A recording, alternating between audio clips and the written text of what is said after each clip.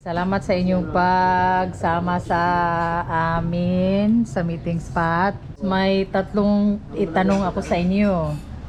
Ang una, ano ang paborito mong bahagi ng trek at bakit ito tumatak sa iyo? Yung sa pag-akyat. Nakaka-enjoy siya na nakakapagod na nakakahingal. At yung pagdating sa dulo rin rin siya maganda. Saka nawawala yung pagod mo agad. Yung favorite part ko siguro yung sa school. Kasi doon mo ma-realize na yung privilege na meron sila, yung privilege na meron tayo. Na hindi tayo nabigyan man ng maraming lupa, pero nabigyan naman tayo ng maraming opportunity na wala sila. Yung suffer nila, yung suffer natin hindi pareho, kaya mas i-appreciate natin kung anong meron tayo ngayon. Exciting trip na doon, yung paborito ko, yung pagdating sa pababa, yung may mga watching slide, gano'n. Matching slide.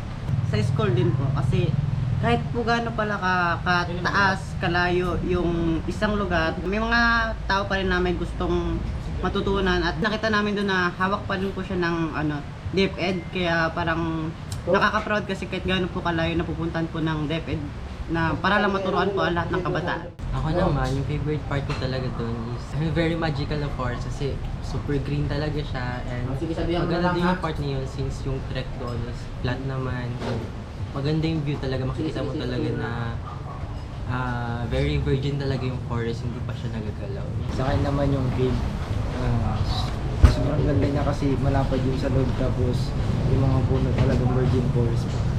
Ano ang natutunan mo tungkol sa iyong sarili o sa kalikasan habang nasa trek o sa hike?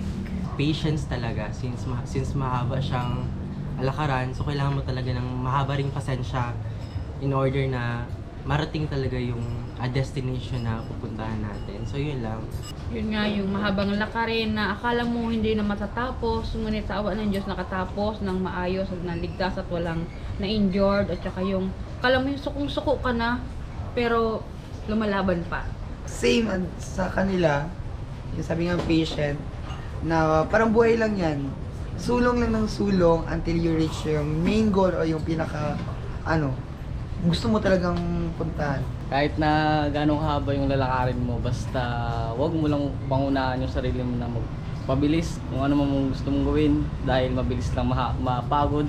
Natutunan ko lang para sa sarili ko na kasi sa baba ay wala na siya masyadong puno, kaya kailangan din natin talagang protektahan yung environment natin kasi nga mahalaga siya. Kasi biruin mo na ulan tapos yung mga nagsisilbing harang sa atin yung mga puno doon, kasi dito sa ating sa baba wala na masyadong kapunuan, kaya sobrang init, tapos kuminsan mabaha doon, pero doon kahit sobrang ulan parang walang walang masyadong dumaan na ulan kasi nga naharang ng mga puno yung ulan, kaya sobrang mahalaga ang environment talaga.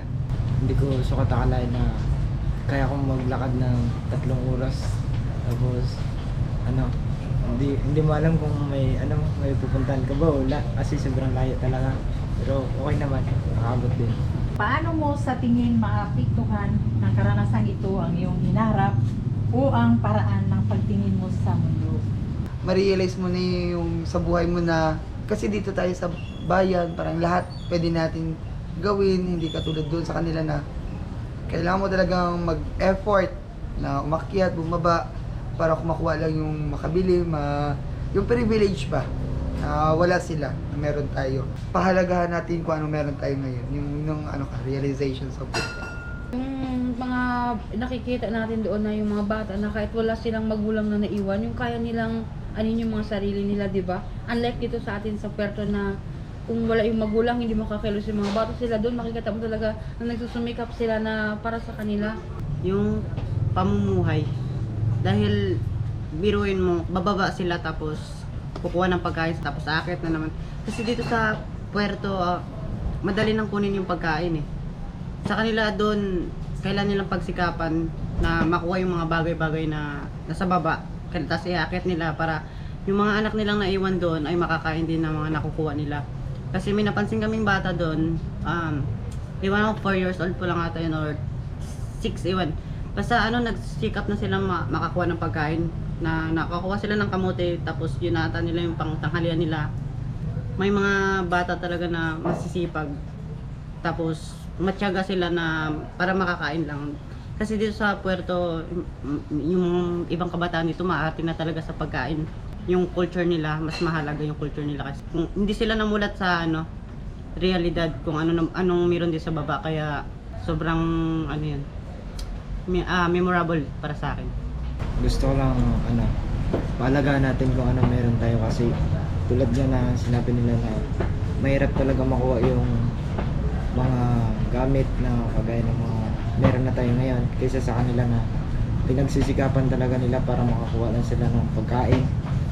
Hindi kagaya natin na pagising mo kakain ka na lang. Hindi sa kanila kagaya na pagising nila kahit wala yung magulang nila kaya nilang mag-uwi doon, kaya nila magkuha ng mga pagkain upang makakain sila. So personally, maganda talaga siyang experience, especially as a future social worker. So in the future, mas marami pa akong ma-encounter na different IPs. Though hindi kami nagkaroon ng interaction talaga doon with the other IPs, still maganda talaga siyang experience na nakaabot kami doon and yung mga nakilala rin kami ibang tao pa to their history. Yun lang. Tulad yung sinabi na nila na iba yung bata sa kabataan sa Puerto na kahit na wala silang magulang, marunong silang dumiskarte ng pagkain nila. Ako naman ay nagpapasalamat sa inyo at saka ang babait ninyo, ang saya-saya ninyong kasama. Tapos, like tulad ng ganito, kung may mga tanong, mag-participate talaga kayo. Appreciate ko na sumama kayo sa programang ito. Oo. Sana sa susunod na mga schedule, tapos may mga interesado pa rin, ang saya-saya.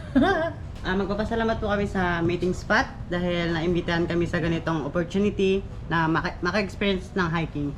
Nagpapasalamat po kami kay Sir Raymond, Ma'am Adelfa, lalo na po dun sa tourist guide namin na naging order na si Kuya Romel tsaka yung aming driver po. Maraming salamat po.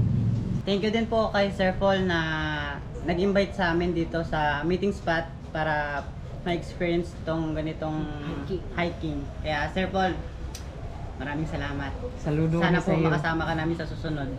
Thank you sa inyo.